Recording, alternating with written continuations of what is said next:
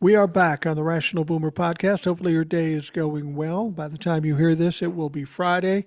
We're recording this Thursday night. Got a special treat for you. We've got a guest on that you've never seen before. He's a brand new guest. His name is Eppy, and this is a first for the podcast, too. This is the first time that we have somebody who actually lives in Mexico. He has roots here in the United States, but he lives in Mexico at this point. We've had people from Canada, but our first from Mexico. Epi, thank you for taking the time to come on. I'm anxious to hear what your perspective is as somebody who's living in Mexico. Well, thank you, Mike, and it's a pleasure being with you. I want to ask you how it is you found yourself here. You know, I do the podcast, I do the TikToks, and I hear from a lot of people. Uh, you're a man of a certain age. You're a little older than I am. You are living in Mexico at this point. What drew you to this whole community of the people that are around what we're doing with the podcast and the TikToks? Back in what is it, 2022, April 2022, my wife and I we lived in Roswell, New Mexico, and my wife she's since passed. She passed Oh, in sorry. December. Thank you. She passed in December 2022. And we moved to Tucson so she could be closer to her family in Mexico. So while living here, I do a lot of walking in the morning. I go out and walk. So I thought I listened to some podcasts, and yours came up. So I started listening to it, and and most of your topics were politics, which I'm into, and that's how I started out listening to you on my morning walk. So you got sucked into listening to a fall mouth gringo, right? And that's what I like about you, because you're straightforward, and Yeah. you don't hold no punches. Well, I appreciate that, and that's kind of how I've been all my life. And some people love it, and a lot of motherfuckers hate it. But I don't care. I am who I am. Why don't you tell folks how this all started? You're living in Mexico. You're a Hispanic man. You were you born in Mexico? No, I'm Dominican. We Okay. came back in 1965. My father went, and my father and my mother, they first came here. I believe it might have been like in 1962. They came to the States, and then they got their green card. So back in '65, my father went back and got myself and my siblings, brother and sister, and we came in January of '65, and that's how we've been here since. And it sounds like when we were talking beforehand, you've lived in several parts of the country, East Coast, Ye- West Coast. Correct. Yes, I have lived in New York City, Massachusetts, and then a little bit of California. Then from California to Florida, and then I lived in the state of Washington for a short time too.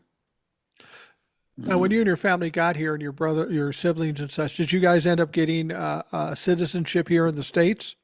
Or are you still Yes, we. Dominicans? No, we were still Dominican. I got my citizenship back in the '80s during the Bush administration, the elder Bush administration. That's when I got Mhm. my citizenship. I cannot recall when my brother and sister got theirs. So you have family in the States because you've lived most of your life in the States, but you find Correct. yourself in uh, in Mexico, and you're kind of right at the border of Mexico and Texas, right? Not Mexico and Texas, Mexico and Arizona. Okay, yeah, I'm sorry, you're right. Yeah, that makes sense. And Mhm. how did you find yourself back in Mexico? I won't say back in Mexico because you're not from Mexico. You're from Dominican Republic. How did you find yourself in Mexico after being in the United States so long? Yeah, that's a good question. My wife and I, as I stated, uh, my wife and I, we when she passed, her Social Security, the government took that back. They stopped. They stopped. So I couldn't afford to rent in Tucson. So I had to look over here in Mexico to be able to. Just so I understand this, when you become a certain age, 65 years old, you and your Mhm. wife both got Social Security. But when she passed away, you no longer got her Social Security. So that puts you in a different financial situation. And you Correct. just, it was more affordable to move to across the border into Mexico. Correct. To be able to, I cross into Nogales, Arizona every Sunday. I go back every Sunday. So did you ever have any problem coming back and forth from Mexico No, not at to all. Arizona? Really? No, not at all. All I have to do is just, I don't have the book, the passport book. I have the passport card. All I do is just give them that, and they wave me in. And besides, there are no ice on the border anymore. They're all up here in fucking Minneapolis, for fuck's sake. You know what? I saw one individual as I was crossing back into Mexico, an ICE agent, just one. That's what I saw. But no, they're mostly CPS or CPB. Yeah, Uh-huh. border control. Yeah, Yeah. yeah. Um, from where you are down there in Mexico, no doubt you've been hearing some of the stories about what's going on in the interior of the country. Minneapolis Hmm. specifically, and I live in a suburb of Minneapolis, was raised right around that area growing up. Um, what's your perception of what's going on up there? I mean, it seems scary and crazy to a lot of people here, but as somebody sitting on the outside of the country, what are you seeing? Crazy, but it's predictable, but it's crazy because he he he projected that during the campaign, and people still didn't listen. And what saddened me, Mike, is the Latin community, the way they turned on the vice president. Yeah, if you've listened to the podcast, you've no doubt heard Will, who is Uh-huh. a Hispanic man. He's a little irritated with uh, Latin folks that voted for Donald Trump and cannot understand it. I don't know if you know this. You heard the story of Alex Preddy being killed in Yeah, Minneapolis? I follow the news pretty much. Okay. But did you know that? Well, I'm sure you did. The two, it just seems ironic to me that the two CPB or Border Control or Uh, whoever they are that shot him happened to be Hispanic folks. his, Uh, I just learned that. I just learned that they were Hispanics. yeah, and that doesn't make them any less or any more guilty, but the video shows that whoever did it was obviously committing murder. How long ago did you move out of the United States into Mexico? Back in, I think it was like around September 23, on that time, September 23. So you had some time under Donald Trump's first term, but you were sitting on the outside of the country um, when he took his second term. What was your Hmm. perception of Donald Trump in the first term and in between when Biden was president? To me, he's a con man, and I've always, another thing I should make clear, Mike, is I've always voted Democrat back down the line. Uh, I started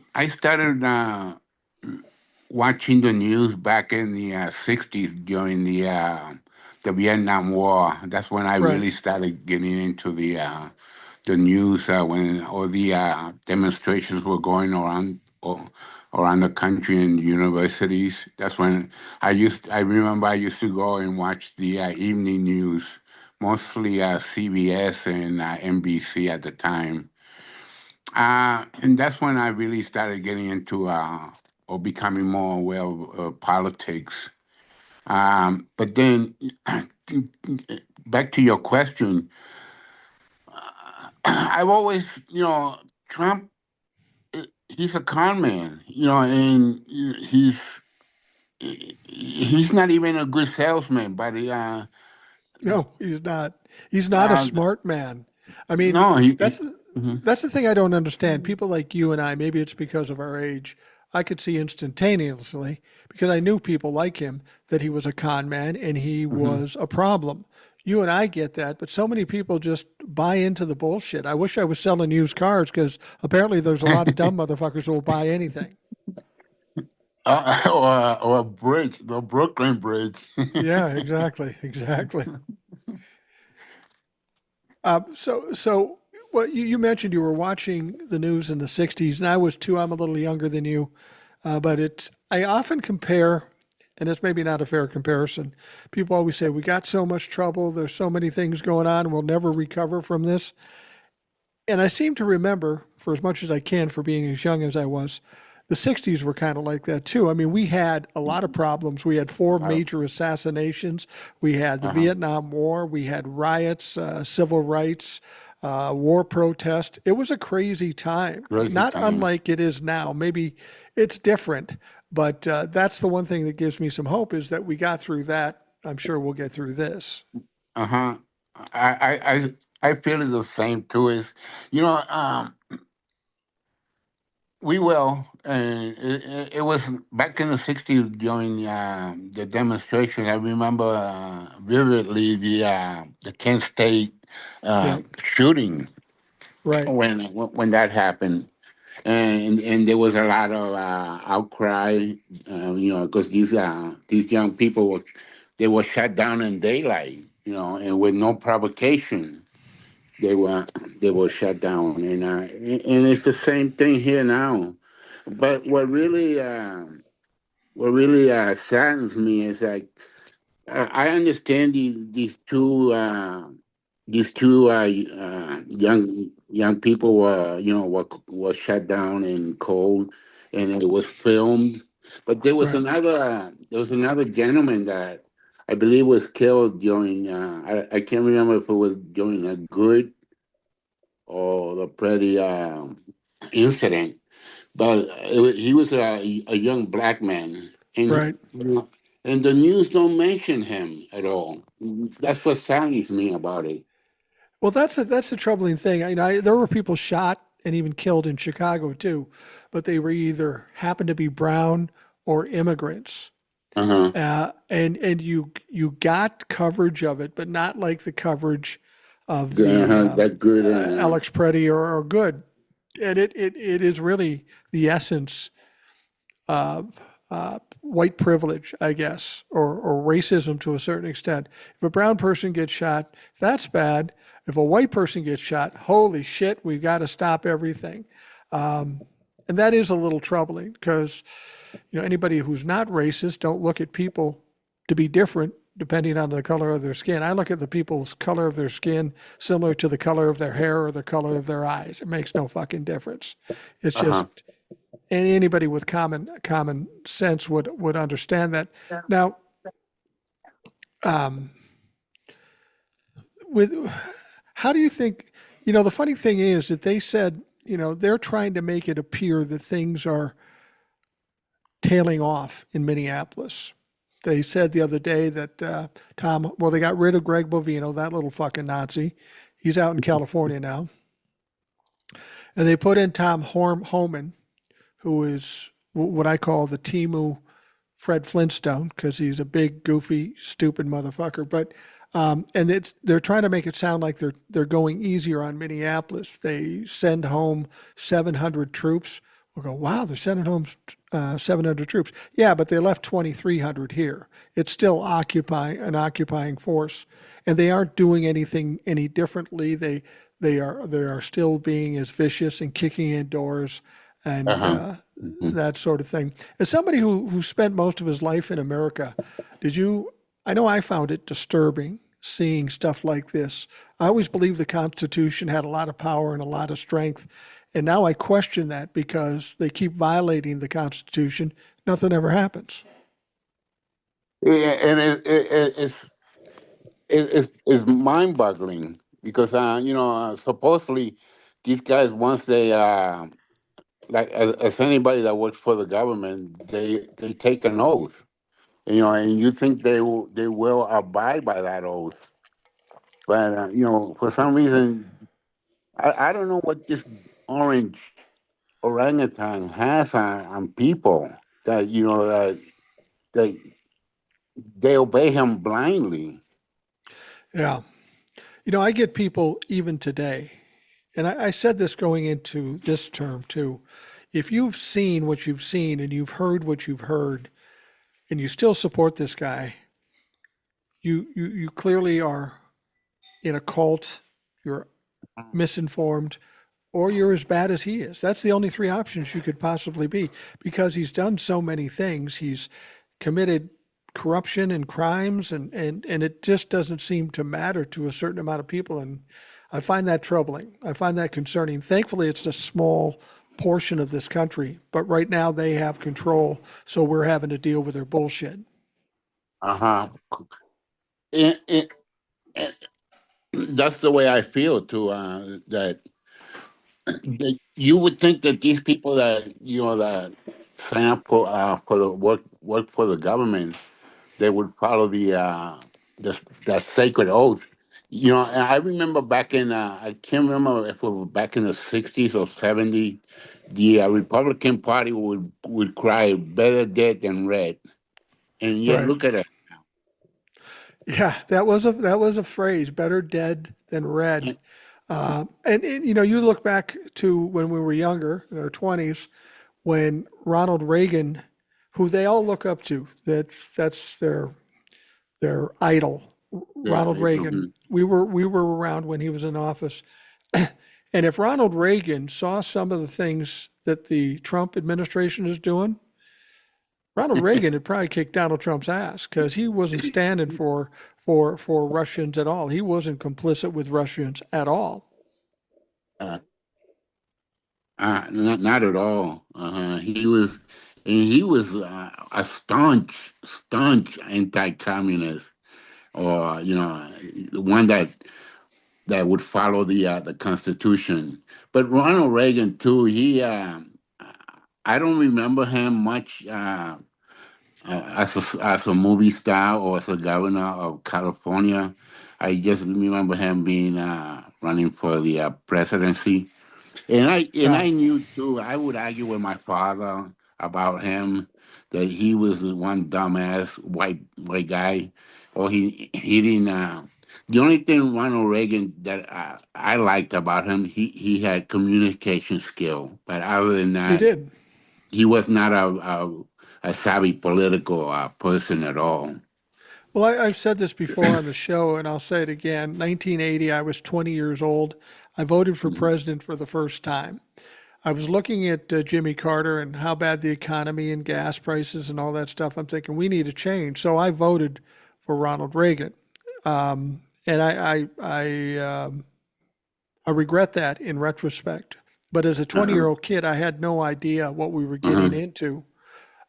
Ronald Reagan essentially was the starting point to where we are now. He was the one that kicked it off, and because of the way he was and what he how he governed, that's one of the reasons we have a Donald Trump now, and why this process of Project 2025 and all this other stuff that started back in '80 with uh, with Ronald Reagan. It was just a With the long heritage, process. uh-huh. Yeah. Mhm. Yeah, I don't think we knew how dangerous he was at that point. Now the economy got better. He was a good communicator. We didn't have 24-hour news services. Don't you think that has a little bit to do with what's going on too? It used to be, you talked about CBS. You and I watched Walter Cronkite. Uh-huh. Craziest thing people would not understand today is that Walter Cronkite on CBS as a newscaster was was revered as the most Uh-huh. trusted man in the country. The voice of America, huh? Hmm. Right. Now, Hmm. which media anchor would you say is the most trusted man in the country? I don't think any of them are trustable. Trusted. Today, none. I followed I used to follow MSNBC, which is it's called MS now, I believe. Right.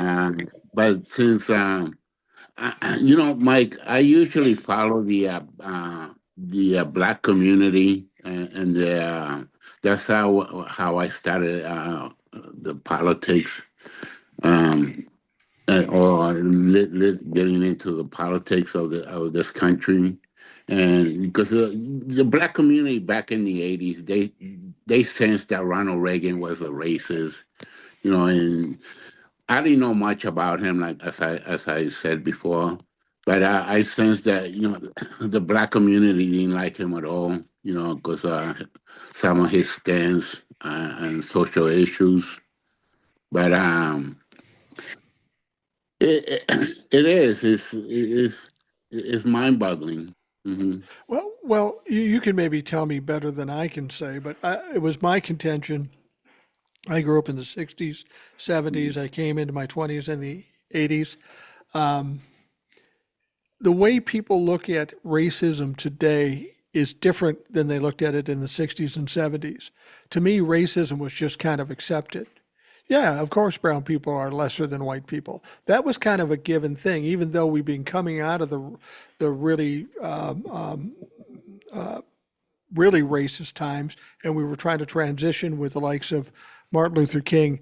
Didn't you feel like racism was just like a given? As a person of Hispanic background, did you notice that in the No, 60s and 70s? no, I didn't, Mike. Maybe because of my age, but in school, I didn't see it. I didn't see it personally, and I was bullied a little bit in when in school in junior high school when we first came to this country, but it was mostly by other Latin kids, but Oh, okay. no white kids. Well, that and where what part of the country were you in when you were in your single digits New and York everything? City, New York City. Okay. Well, New York City's Mhm. kind of a diverse area, but you said you spent some time in Massachusetts. That's got to be a whole different Correct. world. In Massachusetts too. Yeah, I didn't. There was a large Hispanic community in Lynn, Massachusetts. I didn't sense any uh, uh, racism or prejudice from the white kids or the Spanish in the community in What school. yeah. What do you think about the state of racism in this country now? People would like to say that we're more racist than we've ever been. I don't think we're more racist than we've ever been. I just think they feel comfortable coming out because Donald Trump is the president. I Correct. think a lot of these people spent a lot of time under the rocks hiding because it wasn't appropriate for them to come out. And then Donald Trump finally made it cool to be racist. That's what I believe too, Mike. You know, um, there's a couple of indicators you can tell. Uh, a lot of the shows nowadays they're integrated. A lot of the movies are integrated. A lot of the commercials are integrated. You see a lot of more black people, Asian people in commercials, and so a lot of the industry. I agree with you. I don't think racism is as prevalent as back in the '60s. It's just that a certain demographic, like they come out when their saviors is up in a pedestal. Right. Well, unfortunately, it kind of falls back on old people like you and me. We are the exceptions, maybe, but baby boomers are kind of a weird lot because when we were growing up in the 60s, the baby boomers were the ones out in the streets protesting the war, Hmm. walking for civil rights, participating Correct. in the free love while we were at home Uh-huh. watching TV because we were too young. But now these are the people that grew up and now become more racist and more protective of what they have. I just feel like when they got Uh-huh. old and finally had some responsibility and had some wealth, they kind of put their arms around it and say, anybody coming near me has got to be the enemy. And they've changed their entire tone just by virtue of how old they became.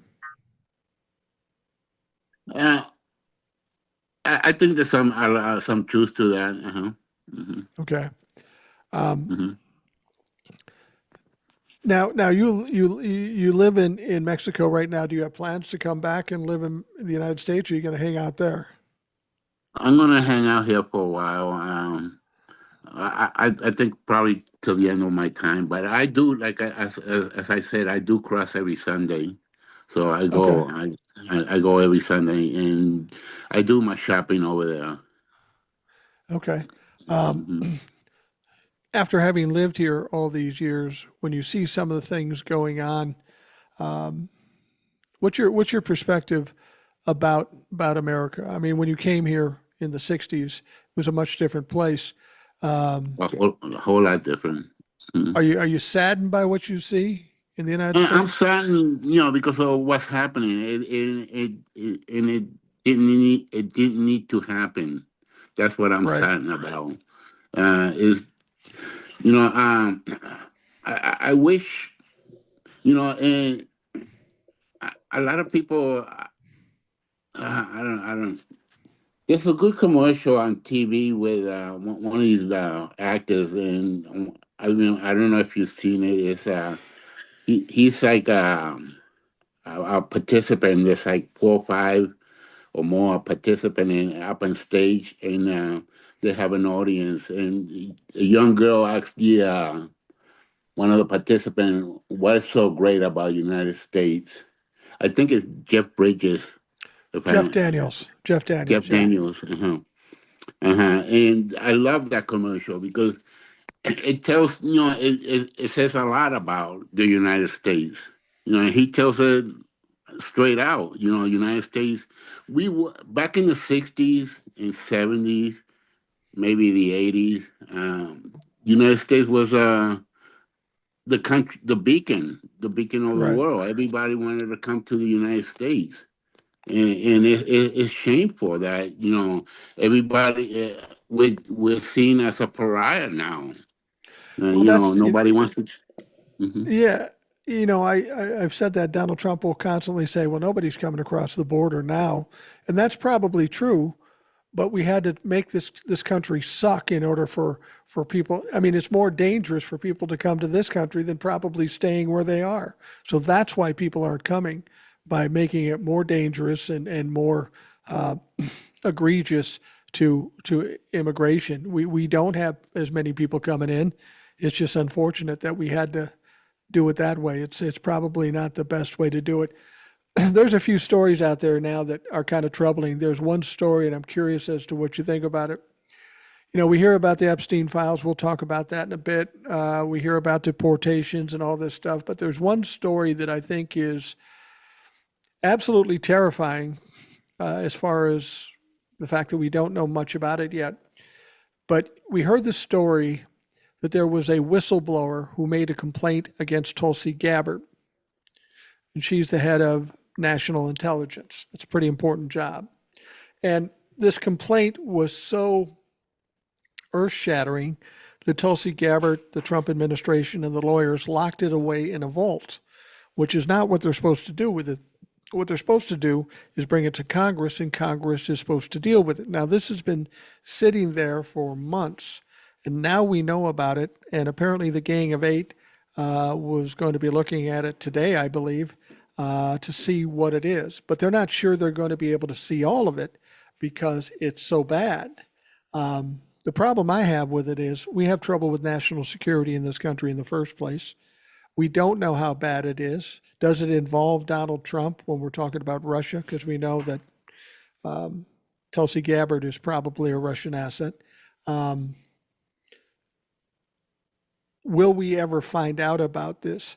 But don't you find that somewhat terrifying that people are so afraid to show Congress this because it could be devastating to national security, and we have a weak national security anyway? This kind of thing might be a bigger deal than the Epstein things. And I haven't heard about this since you just mentioned it. This is the first time I heard of. Well, that's But that's my my point. Most people haven't. A lot of people haven't heard about it, but we're going to be hearing about it sometime soon, and it's frightening. my my thinking is it should come out to see what how bad it is. And then maybe this could bring Trump down. It Yeah. seems like bring it out and let's face it. The United States, we have faced worse things than this in this country. And bring it out and see what is it about. Well, And whoever mhm, is well, culpable, they pay the price. they keep telling us no one's above the law, but that's I bullshit know. because the president is above the law, members of Congress, anybody who's rich and famous, they're all above the law. Uh-huh. You've probably been following this Epstein files thing. Um, we had the recent release of the Epstein files, Hmm. and what I've and I don't know if you've heard any of the clips of it or read any parts of it. It is No. absolutely horrific. We're talking about the sexual assault of kids. We're talking about the murder of kids. We're talking about ridiculous abuse. And Donald Trump is tied into this. He's mentioned 5,300 times at least in these files. But they released these files because they felt better about these files than the 3 million they're holding back. How fucking Uh-huh. bad must they be? I mean, Jesus Christ. And when they and if and when they get those 3 other millions, they get released. I don't know if they'll be able to be readable because they're so. My understanding is that they're so redacted that I don't know if people will be able to uh, to see all the information in there. Well, the interesting thing is Todd Blanche said that if people He's from in Congress or it. the Gang of Eight want to see the unredacted documents, they can come in and see it. And I know that some of them, Garcia and Massey and such, are going to go see the files unredacted because there are some names that are taken out of there that shouldn't have been taken out of there. Obviously, a cover for other wealthy and powerful people, but hopefully members, Democratic or Republican members of Congress, will be able to see this and will hopefully see some action. The, I mean, don't you agree that this all happened years and maybe decades ago? These people, regardless how powerful they are, they need to Uh-huh. be exposed for their crimes, if Exposed. for no Mm. other reason than to ruin. They may not go to jail, but at least we know who the fuck they are. They'll have their name in public. They, whether it be Democrat, Independent, or Republican, or the Green Party, or whatever other party, anybody that had anything to do with Epstein, they should be exposed and and face the consequences. Yeah, Like absolutely, absolutely. the priests on the Catholic churches face the consequences. That seems to be the funny thing when we're talking about child abuse or that sort of thing, whether it be the Catholic Church or our government. I'm not even going to say Republicans because it's not just Republicans, it's Democrats and Republicans. And Rich I don't people, really, huh? yeah, rich people is really what it is. Or They well need to connected. be exposed.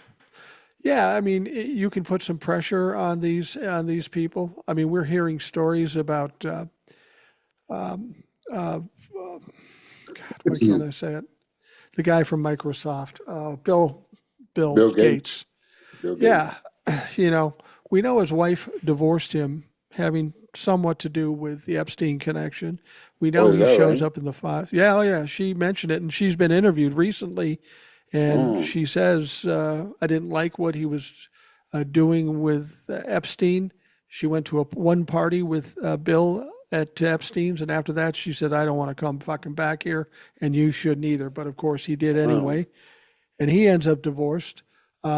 And Yeah. now this stuff is coming out. Now he's saying, "Well, I didn't do anything but have dinner with him." Right, motherfucker. You got money. You look like a creepy little fucker. I'm sure there's more to this shit. uh, there was I, I had something on my mind. It'll probably pop up later on, No, but that's all right. you know, it's it's incredible to find out, how much influence this guy had. It's unbelievable. I mean, I was watching on TikTok this lady. And in her background, she had all these names of people that were, that are they're in on these latest dump, that all these names that were there, you know, movie stars, show business people, business people. It's unbelievable the influence this guy had. Well, and it's already starting to have an effect. We know that an ambassador from England was basically fired because he came out in the Epstein files. There is a lawyer that's one of the partners of one of the biggest law firms in the country. He had to step down. This is having some effects on people. Um, and like I say, if they never get prosecuted because of statute of limitations or whatever, they should be exposed and have to live with that stain on their reputation for the rest of their life. That's the very least that should happen to them. That gave me an idea, Mike. Okay. They should be put in a corner with a sign ready reading something like, I was in the Epstein file, or I did this, so traffic, when traffic goes by, they look at them, like, if a thief breaks into or robs a delicatessen, and he gets caught. I believe, this is my belief, that that criminal, instead of going through the court system, which takes time and money, they should just put him in a corner, and and make him feel shame. You know. Well, that's what I mean. I mean, a lot of these people may or may not be able to be prosecuted, but we should all know. What do they say? The best disinfectant is sunlight. Let everybody know who they are and what they are, and it'll And destroy their careers and their lives. But that's the least they can pay for the crimes they committed. uh, another point I wanted to make, Mike, is the United States should follow some of these other countries, like, let's say, Brazil, like what Brazil did to the presidential candidate when they found out that he was doing all these crooked things, and they put him on trial. They found him guilty, and now he's serving time. That's what Trump should be doing. I thought once a president was found guilty of a crime, uh, I thought the Secret Service detail would be taken away from him, because he's a felon now. But Right. that's not that's not the case. Yeah. You obviously heard that the Republicans have been pushing very hard to have Bill Clinton and Hillary Clinton Yeah, testify in yeah, Congress, and that's coming up toward the end of the month. Hillary on the uh-huh. 26th, Bill on the 27th. I get a feeling with that situation that they may be sorry for asking for that. Bill and Yeah, Hillary are smart people, and the uh-huh. Oversight Committee not so smart. If they're ready to testify, I think some shit's going to pop off that they aren't going to be happy about regarding Donald Trump. And I hope they do. I, I hope they do come out with something. And not only that, Mike. Once Congress, the Democrats, they take over the House. I don't know. The Senate is iffy, but once they take over the House, I hope these guys, they grow balls. I mean, good balls, and Yeah. and come after some of these you know the Trump family. Uh, you know. Well, well, what they've said is, okay, you want to bring in a former president and a former secretary of state and the family of a former president, you set the precedent that they can be subpoenaed and expect to testify. I think Hakeem Jeffries or Rashkin came out with something and said, you set the precedent. So when we get the Uh-huh. power in the House, we're going to subpoena Donald Trump, Don Jr., Eric, whoever else, Gerard, whatever his name is. Jared and Ivanka. Yeah. Yeah, $2 billion, $2 billion, and this guy in Congress hasn't even been able to question him about it. I No, and he's mean, still grifting money. Every time they do something with Qatar or Saudi Arabia, he's uh-huh. involved. So you know he's getting a cut. Donald Trump is making Trump money. is. Uh, Hmm. Jared's making money. They're coercing people into going into business with Don Jr. and Eric. It's it's it's really silly because it's just such a big grift and it's so And blatant right in front of us. and then they have the nerve to say Biden crime family. Can you believe that? The Biden Yeah. crime family. And here the Trump family acting like a capo from New York City, But a mafia you know, family. people used to tell me that every accusation they make is a projection and it just means that they're committing those crimes. And I always thought that was stupid. If you're committing crimes, you don't want to talk about it at all. But as I watch this more and more, you know, before Donald Trump became president the second time, we heard from QAnon and all these people hearing these horrific stories about child abuse, Pizzagate, and and eating kids and all that sort of stuff. And we go, that's fucking crazy. Why are you doing that?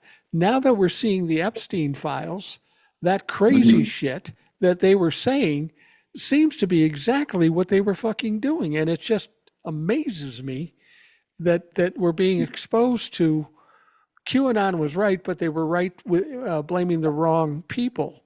This horrific stuff is going on.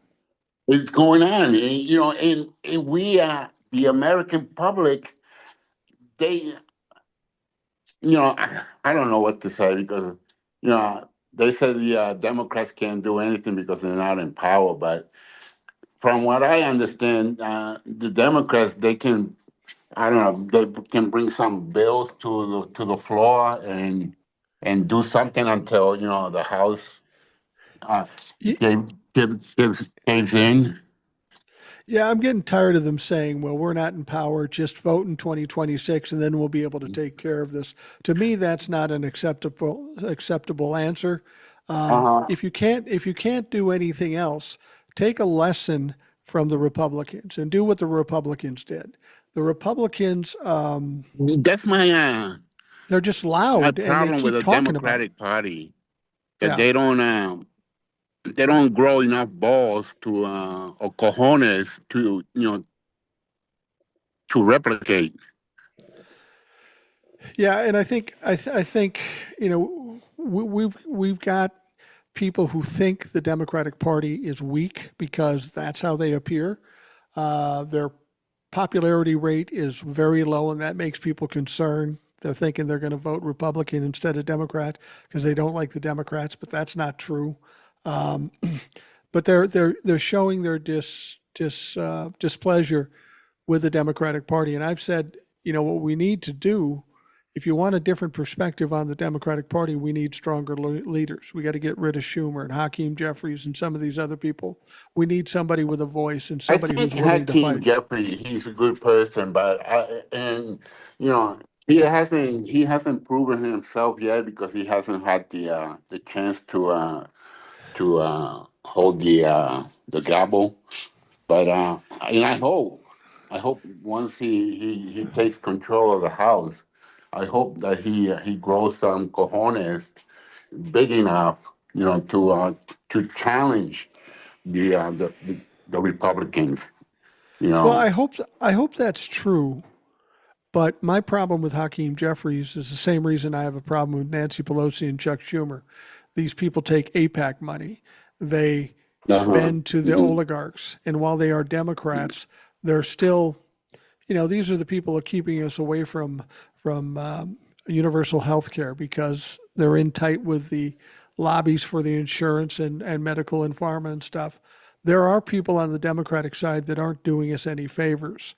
But we've Hmm. got to vote the Democrats in before the Republicans. And then once the Republicans are out, we got to focus on shoring up the Democrats and getting the right people in the right places.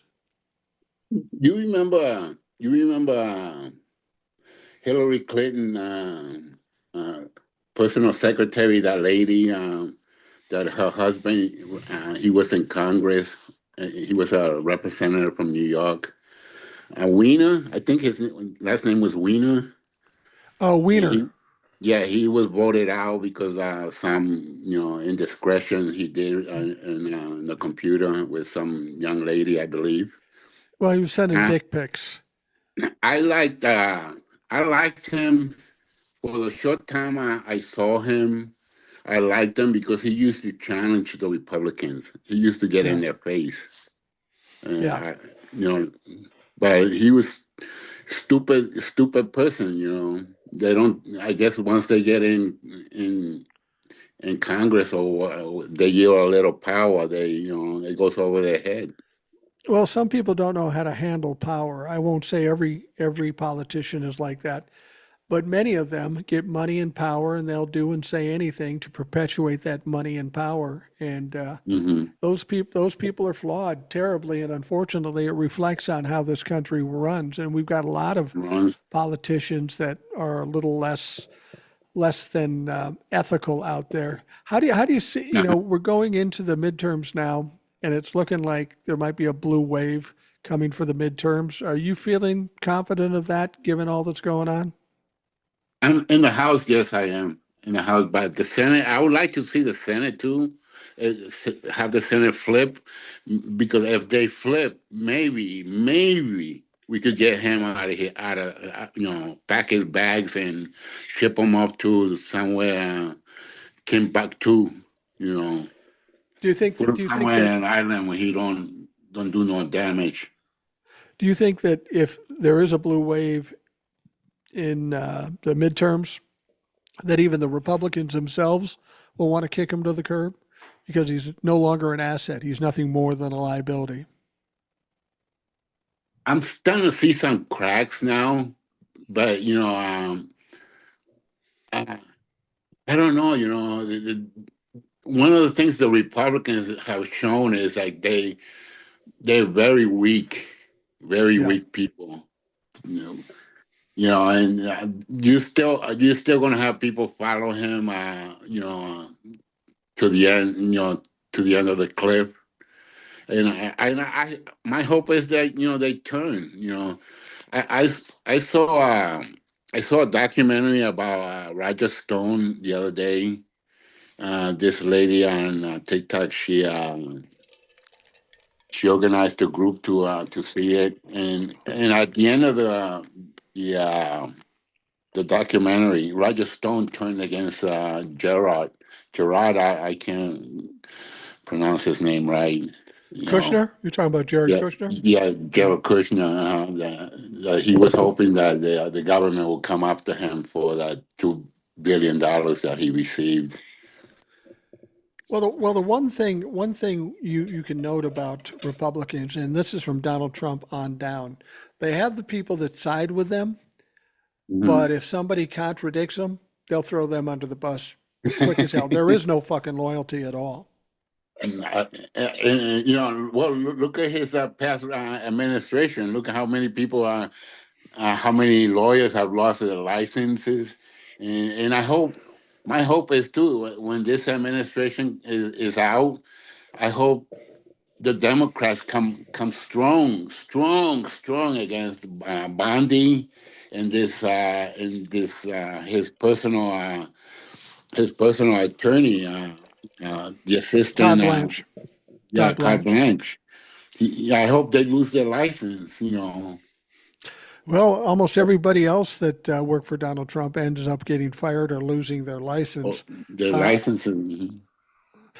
I mean, based on what's going on, with Pam Bondi covering up the Epstein files, Cash Patel covering up the Epstein files, um, Pam Bondi and Christy Nome and the things they're doing with the deportations, they're constantly violating the um, the Civil rights. Constitution. and Uh-huh. civil rights in the Constitution. And and I think what they don't understand is they're not going to be in power forever. And when they're out of power, there's going to have to be some accountability for those crimes. Um, and it isn't out of the realm of possibility to see somebody like Pam Bondi or Christine Nome being prosecuted. That's distinctly Yeah. possible when you've committed those crimes. Well, Richard Nixon's attorney general spent some time in jail. John Mitchell. She should look into that. Study that case. Bondi should study that case so she knows what she's getting into. She's You, not you know, above the law. no, she is not above the law, and she is without question breaking the law. There was a Mm-hmm. law passed through the House, through the Senate. Donald Trump signed it to release all Hmm. the files on December Correct. 19th, and she's refused to do it. That right Uh-huh. there is a crime enough to be prosecuted for. Uh-huh. And she should look. She should investigate. Not investigate, but look into John Mitchell's downfall. And Yeah. she could be heading that way. I hope they. I hope they have a good sell for her, or all Well, that makeup she uses. her crimes are far more egregious than what John Mitchell did. I mean, the whole you were young at the time too, but you remember Watergate, and everybody Uh goes, you remember huh. how big a deal that was? It was on TV Very all the big. time. It was Mm-hmm. scandalous. Uh huh. When you look at that and how bad that was and how scandalous it was, it's maybe 10% of what's going on now. Oh, it's a cakewalk compared to Yeah. this. It is. I mean, Richard Nixon had nothing on Donald Trump. This No. this guy he's going. You know, I guess Biden was has some blame to share for not for appointing what Merrick was his Garland. name, Attorney General. Mer- Merrick Garland. Yeah, I mean he just slow walked this prosecution to they could have he this guy could have been serving 50 years or more in jail. I mean, if they, like I said, look at Brazil. Look at these Yeah. other countries that take the Japan. I think Japan and Korea. They prosecuted ministers, prime ministers. Yeah. And they put them in jail. I mean, why are we so different? Yeah, I don't know. There's a lot of cowardice going on in the in Congress, especially by the Republicans. Some people have suggested that the Republicans realize the end is near for them. It's going to be a lot of younger voters, and they aren't going to vote for Republicans. So the end is near. So this is just kind of a last minute smash and grab and trying to do as much damage as they can before they get kicked out permanently. You sense that too? I sense this in this term, I sense it. But you know what, Mike? The pendulum will swing back again to the Republicans. And that's um, the sad thing about this country. Every rise that we have, every rise that we have, has been the Democratic Party that Yeah. has championed that. And the Republican Party, all they go in there and they they think they're going to pass some laws, but the only thing they do is like tax cuts, Yeah. tax cuts. They really have no policies they can run on. The Yeah. Democrats, at least, I'm sorry. Well, no. Why do poor people and people of color who see this vote for it? I mean, what is it that they say? I mean, we know all they do is give money to the rich and take money from the middle class. We're seeing that right now. Um, Why is it that people, white people of color, poor people, buy into that shit? I mean, it seems like simple. I know. That's what has me scratching my head literally. The uh,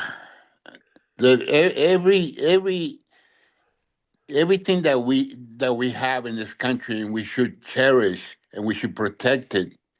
Look at the Supreme Court. They're looking into the civil rights Yeah, deal. They want to do away with that. They want to do away with election, the voting rights. We're going back. We're going back like 40, 60 years instead of yeah. progressing forward. You know, It's ironic that these people want to regress 60 years, and that's their platform and that's their strategy.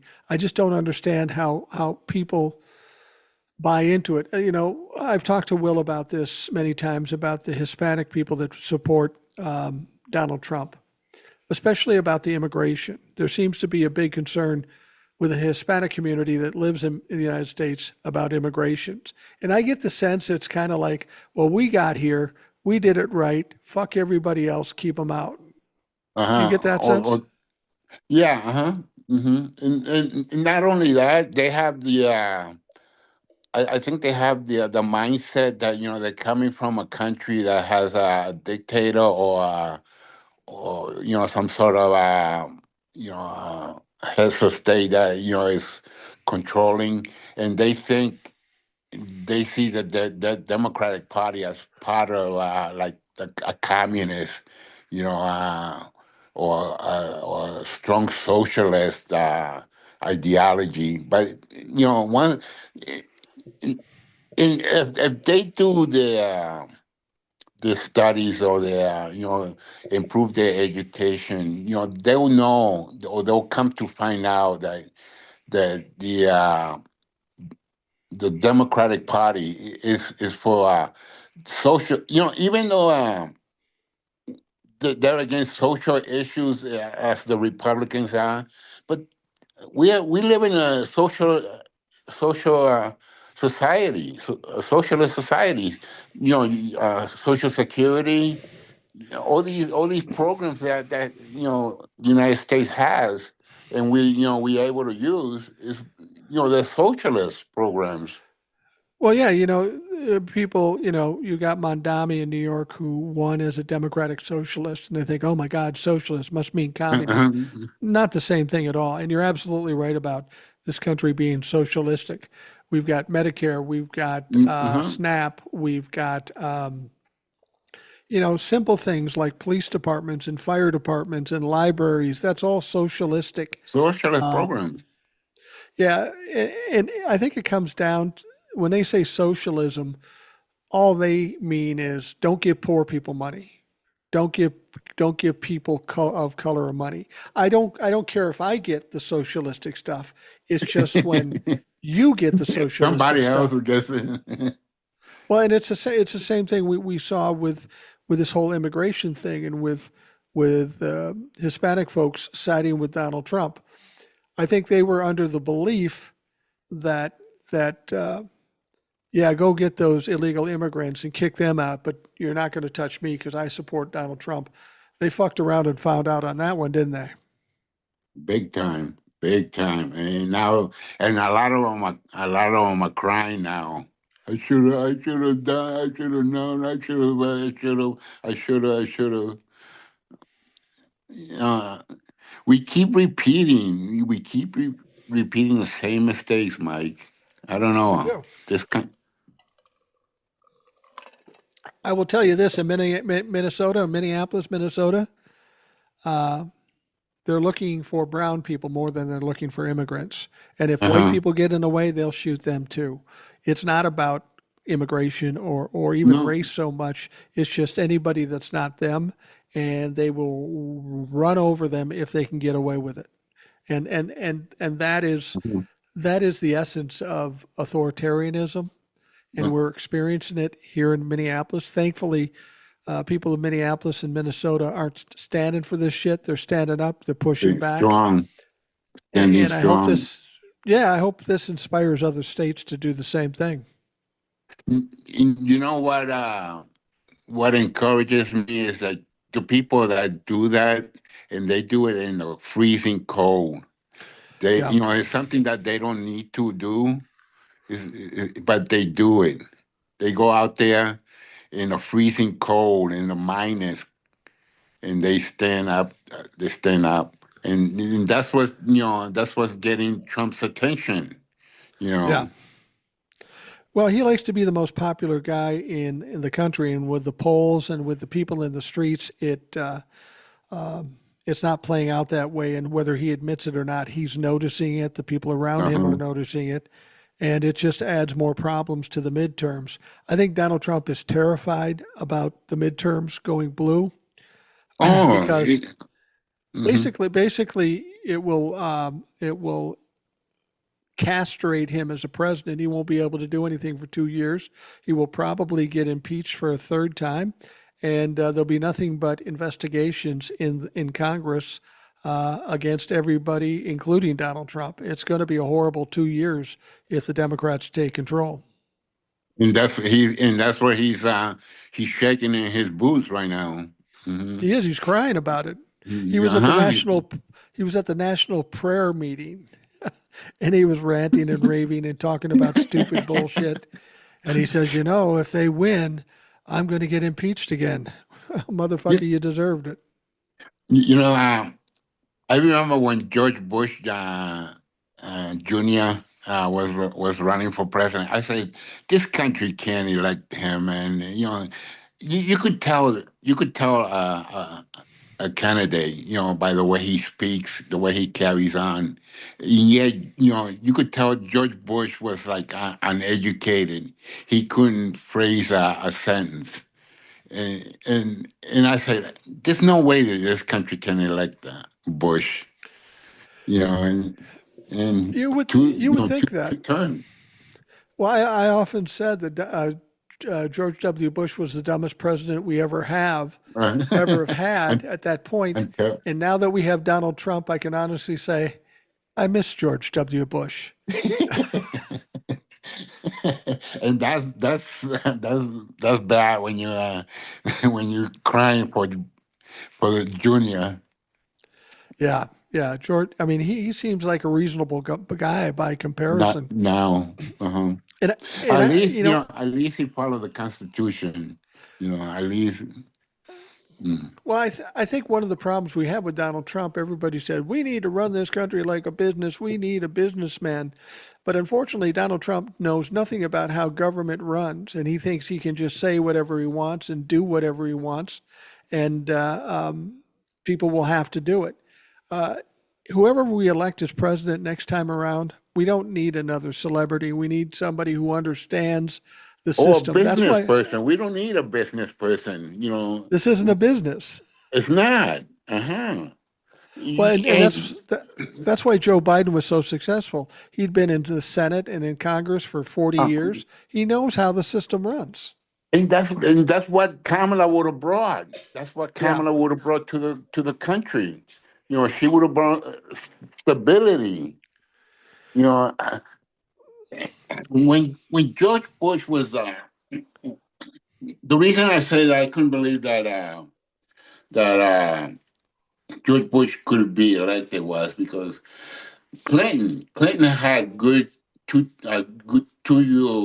terms, two good Yeah. terms, and you would think this country would follow that trajectory, but they didn't. And look what Bush brought: two walls and and he left the country in a depression. Not to mention 9/11. Um, yeah, and he left it in a depression. 2008 Hmm. was a horrible time.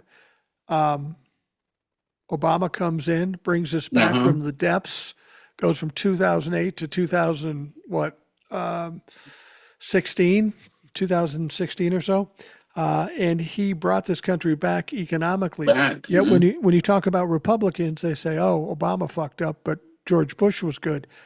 They don't fucking remember how bad it was. Bill Clinton left George Bush with a surplus. Yeah, and The, a the first balanced time, budget. the first time in this country's history with a big surplus. And Yeah, what did George Bush do? He sank the ship.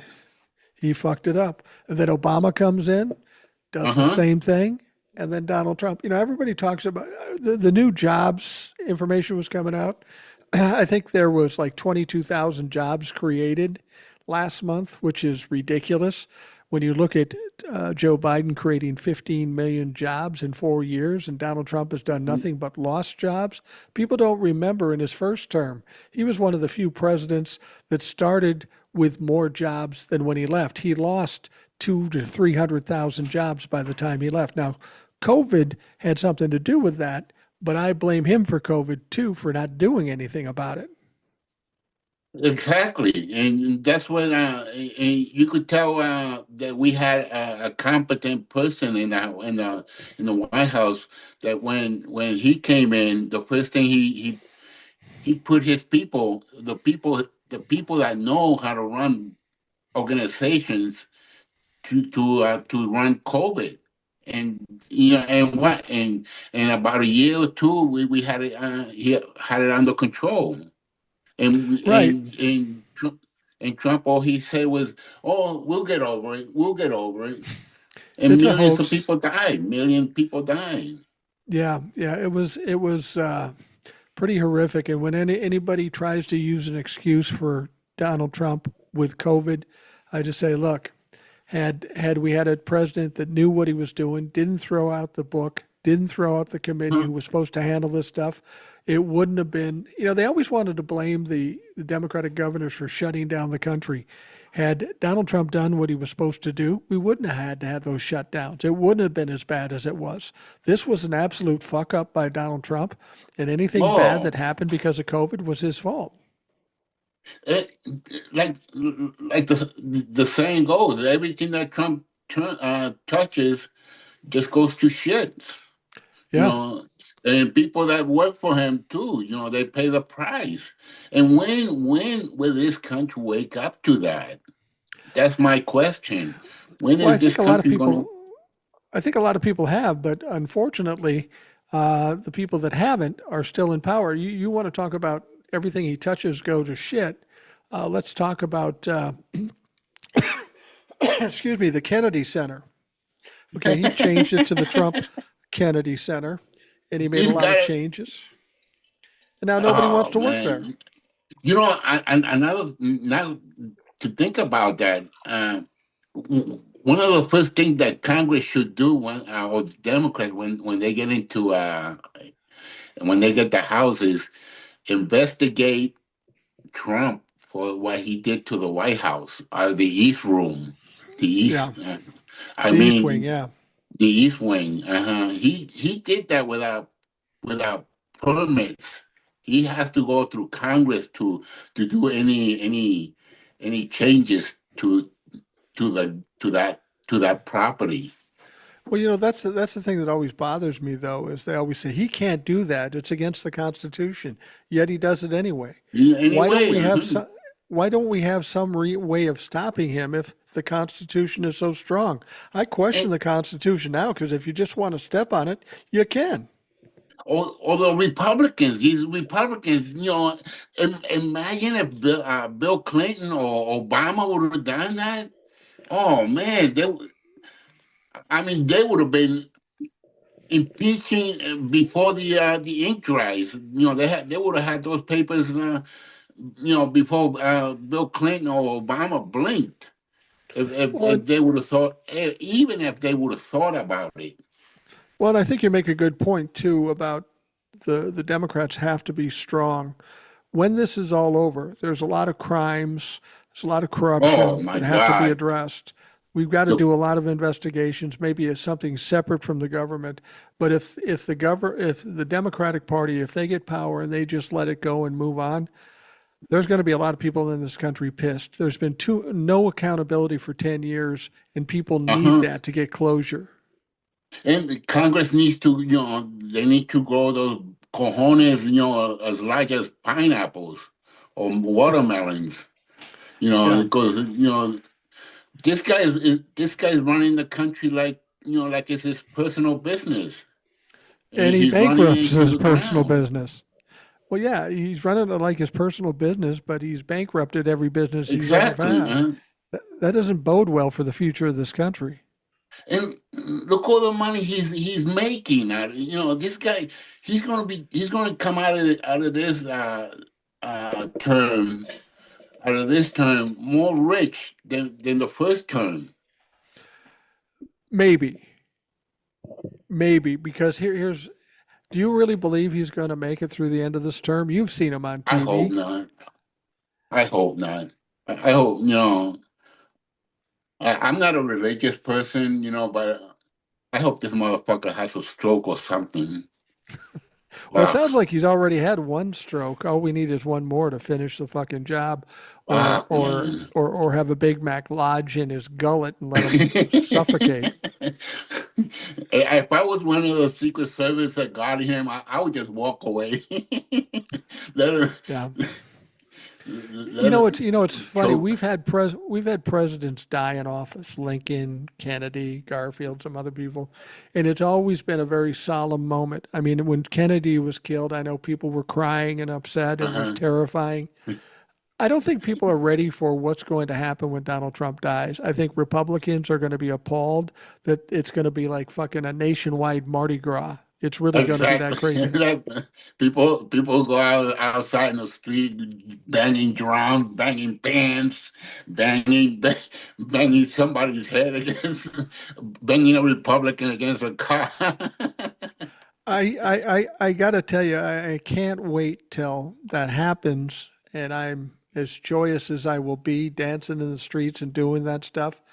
The first Republican that comes up to me and tries to shame me for my behavior, they don't know me very well. They already, they'll come to my page and they go, "Oh, look at you lowering yourself to calling names." I said, "You guys have been doing it for 10 years. You just don't like it having been done back. If Uh-huh. you think you can shame me because I'm calling you a name, because you're a weak motherfucker, I'll call you names all fucking day." Oh, Mike, there's so much, and the thing is, we're going to have his stench. We're going to be living with Trump's stench for years and maybe decades. That's Yeah. the sad thing about it. That this country is gonna live with that, with his stench for a long time, or his Epi, family. Epi, do you have kids, grandkids, stuff? I have a daughter. She doesn't have any kids now. She's middle age, Okay. Don't you but she don't does. whether you have kids and or grandkids, don't you feel a certain responsibility as a older guy like me to fight as much as Oh, we can uh-huh. so that our kids aren't left with a pile of shit when we're dead? Certainly, certainly, and that's what's sad about this country, Mike. That we don't, or this new generation that's coming up. I don't know how to put it, but we don't. It, uh, it, the family unit is not as close as it used to be, True. and it's sad. With phones the way they are now and computers, everybody. I remember watching a photo. Um, this family, they went to visit their, like, I believe it was their grandmother, and the grandmother was like sitting in a corner. And meanwhile, all the grandkids and the kids, they were all on their phones, Yeah. doing whatever. And that's that picture tells a lot about today's society. Well, You I know. think you're absolutely right about that. Family is where it all starts, and I think Hmm. I'm fortunate in that my family is pretty close. My kids, my grandkids, Uh-huh. brother, sisters, and stuff like that. We're all pretty close, and I think that's important. That makes a big difference going on into the future and kind of training these young kids of what they should be doing. I think the downfall of the family is a big part of what's going It's on in not this a country. it's not What I see in this country who vote for Donald Trump and stuff like this, it's a very selfish type of thing. It's all about me. I don't care about uh-huh. anybody else. I just Yeah. want what I want. And I think that's where the trouble starts in this country and why we vote for the fuckheads we vote for. Uh-huh. Yeah. Uh yeah. How do you change that though? Huh? How do you Uh, change that? I mean, that's a lot of people to change their yeah, lifestyles yeah, and you can't move the clock back. I I believe there's an organization or a group of people that do. I think it's like once a year. I can't remember if it's a week or a day that they do like no television, no phone for. I think it's for a week. I remember hearing about it a while back, but I haven't followed up on that. But I mean, it's a good gesture, but to have the whole country to follow that, I don't think is viable or feasible. Well, I know I have a 5-year-old granddaughter, and she's a pistol. She's hard to do. She's a great kid, but she likes Mhm. looking at her tablet and doing all that Uh-huh. stuff. And her mom and dad are kind of against it, and grandma certainly is against it. And she'll sit in my car when she's going someplace with my wife and I, and she'll say, Grandpa, can I have your phone so she can look at YouTube and watch all the stuff? And grandma will say, no, no, we're not going to do that. But what we found is if you interact with the kids and you sing songs with them or play games with them, they'll be distracted Uh-huh. from the screens and be just as happy to have fun a different way. And I think that's the effort that has to be made by parents and grandparents. It's real easy, you want the kid out of your hair, give them a tablet, let them watch a movie or Miss Rachel or whatever the fuck, and then you've got some peace um, for an hour or so. But I will Mhm. tell young parents, if you do take the easy route now, you're going to pay for it later. You're going to be dealing with a much more Uh-huh. difficult situation when they're teenagers. Uh-huh. I believe that, Mike. I too. It sounds like old fashioned, but I strongly believe that. Well, it's old fashioned, but look how you and I ended up, Eppie. Hmm. We didn't have screen time. We watched TV now and again, but Uh-huh. yeah, there does need to be going back to some old style family stuff. And I don't mean going back in time like Project 2025, the idea that women should be second. I mean, they got people that want to repeal an amendment giving women the vote. They literally are talking about that out loud. I How know. can And that's a crazy thing, Mike. That these were Republican women, and who's supporting that? The Republican Party, or the yeah, whatever that foundation is that that did the Heritage 2025, Fund. the Yeah, Heritage heritage. Uh-huh. Foundation. They want to bring back women to they can stay in the house, and cook for the man, or be the housekeeper, no, no, no, no free independence, no, the women's live, will be shoved into a closet or a suitcase, it's All I got to and say, all I got to I, say is if you want to try to get women to do that, you're gonna have I'll let you talk to my wife, and I'm not giving you very good odds on that. I know I've they're been gonna married have a 42 fight. years. Yeah. In my understanding, is some of these Supreme Court justices Alito and Clarence, I believe, they're supporting that. You know, Did you hear that Clarence is in the Epstein files too? Big surprise. no, I did not. No. Yeah, his name shows up in there too a lot. I don't know about Alito, but Clarence shows up in there. And Clarence has been a mess since he started. The whole thing with Anita Oh Hill when he man, came in, he should have never been put in the you Supreme know, Court. you know what I remember too, Mike? The his confirmation hearing. With Yeah, Anita Day, Anita. I Anita can't Hill. remember.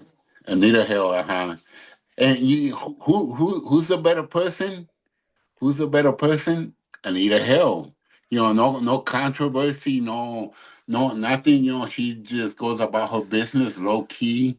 You know, I thought it would have been awesome if Biden could have made a nomination for the Supreme Court and he nominated Anita Hill. That would have been I know hilarious. that. Imagine her sitting next to Clarence Thomas on the bench. Yeah, Clarence Oh, Thomas that would have is been something. Is she an Clarence attorney? Thomas. Yeah, oh yeah, she's an attorney. Oh, Very good one too. She's a very good I one, thought she was just and a, I thought she was just a professor, but I didn't know what well, she may be category. a she may be a professor. Let me just pull her up here. Yeah, she's a lawyer and an educator. She's 70 Uh-huh. years old, 69 years old. She's a little older than me. He She looks would good actually, too. yeah, she looks great. Mhm. Looks better than Clarence Thomas, for fuck's sake. Or his fat wife. Well, you know, it's funny about his wife. I don't know if you know this. His wife, well, when she was younger, she was in a cult. Um, Yeah, wait, I read that. No, I think I saw something on PBS about Clarence Thomas, and yeah, she was in a cult. Before she yeah, met she was. him. Well, she was in a cult, and then she joined another cult, the Trump cult. She's susceptible to cults. What I find interesting is when you talk about making women second class citizens and pushing back against mixed marriages. Fucking Clarence Thomas is married to a white woman. How? I think it just goes back to what we said before. Everybody else can't have this, but I'm fine because I'm Clarence Thomas. That's the entitlement we're Uh-huh. seeing from these fucks. Yeah. Well, his controversy with the money, taking money. I don't need to report it. I'm a Supreme Court justice. I'm above that. Mm, Yeah, you know, they keep talking unbelievable. about George. I get a Unbelievable. kick out of, they say George Soros is paying for all the protesters. Now, That's George what Soros is, all the Republicans, they go to George Soros. Even the guy, I don't know, he might be dead by now. You yeah. don't hear a beep from him, and everything the Democrats do is George Soros, George Soros. Well, you know, the thing about it is, I saw somebody saying they're getting paid like $4,000 a month to protest, and I was trying to figure out if you're paying 4,000 people or $4,000 a month for well, what we had in Minnesota at one point, 70,000 um, times 4,000 a 4,000. head? Well, that'd be in the billions, no? That's 280 million a month. I don't A think George month. Soros is paying it.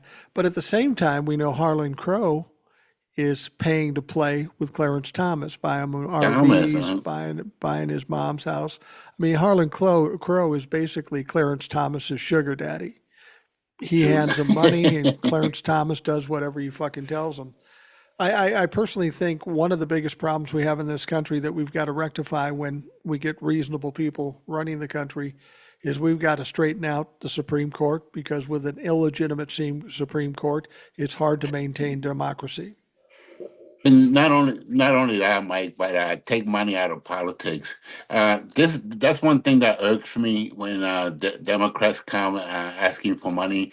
I mean, why don't you guys give me money? Because here I am. I have to move to another country because I can't afford to pay my rent in the states. And yeah, elections should either you there has to be another way to fund elections. There has to be. You have to take money out of. You, we complain about other countries being corrupt. You know, yeah, We we are the, much better. mhm. I mean, We're you talk not. about No. Citizens United is the thing where Uh money huh. goes in and they can do whatever they want. That was controversial when they put it in. The Republicans put it in, and you're right. That has to Uh come huh. out right away. That's part of our problem. Right away, and it needs to. And I see a lot of creative people in TikTok. They come up with good ideas about how to fix this country. And one of the I don't know about term limits. I think what I would like to see is that no representative do do have anything to do with the stock market. That I agree. shouldn't be that should be a no. No, no. There's Well, no. Yeah, people always say, "Oh, we got to have term limits," and I agree that's a good idea. Unfortunately, it's never going to happen because who uh-huh. decides whether you have term limits? Fucking Congress decides. They're not going to put term limits on themselves. And They're there to themselves. benefit themselves. They're not going to put Hmm. term limits on. So, as much as it sounds great, it's never going to happen. If I was to run for Congress and let's say I do get in the House, I could be a millionaire within 10 years. Five term. Quicker than that. Quicker than that. Uh-huh. That's insane. These people are there to represent us, not to, become millionaires. They're there to represent, the people of the states, not to become millionaires and, I don't know. Well, the There's thing a is, lot of, they're mhm. there to represent us and serve us. But Uh-huh. unfortunately, they do what a lot of lawyers do and a lot of financial planners do. They'll serve you, but they'll serve themselves first. The And if, first, as long as they can benefit, if you can benefit a little, they'll do it, but they're the priority. And that's the unfortunate uh-huh. thing about members of Congress. They're in it for themselves, and their job is to serve us. They're confused. Exactly. One of the creators on one of his ideas was that no representative should be traveling abroad, to do any business. His Yeah. business should be in Congress, and we shouldn't be financing his trip abroad or whatever. If he wants to go on a junket with some millionaire, let that millionaire put the money up, or don't go at all. No, because that's buying his loyalty. If you're a senator or a representative and Hmm. you want to travel, the only place you should be traveling is to the district or the state you represent. There is no Exactly. reason to go to other states or out of the country Or because out there's of the something country. other to this whole Hmm. situation. Yeah, I agree. Well, Uh-huh. Epi, I'm going to wrap up the Rational Boomer podcast. We're at that point. We get about to that hour and a half point, and I tend to wrap things up. I want to thank you for Hmm. coming on. We had a little No, trouble last week, but we got it done this week. thank you, Mike. It's a pleasure meeting you and seeing you in person. Or not Well, in I person, appreciate. but on screen. Well, at least, yeah, directly. Um, Epi, you're more than welcome to come on anytime. Anybody who's been on the show, they just send me a text and say, I'm ready to come back on, and just let me know, and we work it out depending on who's what and who's on. But you're more than welcome to come back anytime. It's good to hear from you, and straight Thank out you, of Mike. Mexico. Thank Thank you you. very much. You be well. All right, thank you. For those of you listening, I hope you have a great day, and we'll see you again tomorrow.